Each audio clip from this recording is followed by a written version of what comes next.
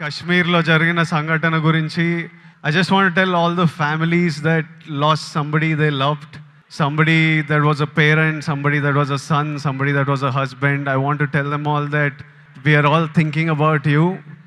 మీరు ఫీల్ అవుతున్న pain, we cannot come close to what you're feeling right now, but everyone is feeling the pain and feeling the anger, and we are all thinking of you. It shouldn't have happened, and we all stand in support of you. నేను స్కూల్లో నేర్చుకుంది ఆ ఈక్వేషన్లు ఏవి బనికిరాలే కానీ అప్పుడు ఎగ్జామ్స్తో deal చేసిన stress ఇప్పుడు రిలీజ్తో డీల్ చేసిన స్ట్రెస్ సిమిలర్ ఉంటాయి.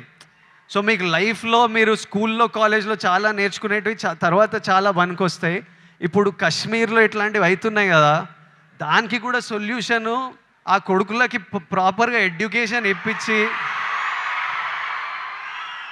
ఇట్లా బ్రెయిన్ వాష్ కాకుండా ఏం సాధిస్తారో నేను చెప్తున్నా. Kashmir ఇండియాదే, Kashmiris మనోలే.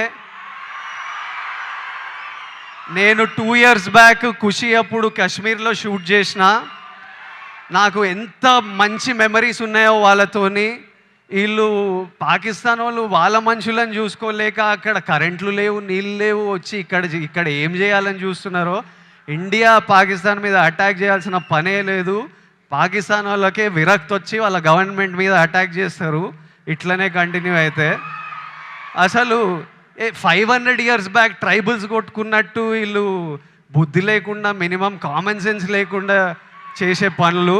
We should stand united as people, love each other.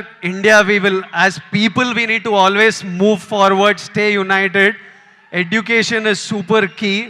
మన ఇంట్లల్లో మనం హ్యాపీ ఉండి, మన పేరెంట్స్ హ్యాపీ ఉండి, మనం హ్యాపీ ఉంటేనే ప్రోగ్రెస్ అవుతాం. అందరూ హ్యాపీగా ఉండండి. I wish you all great success.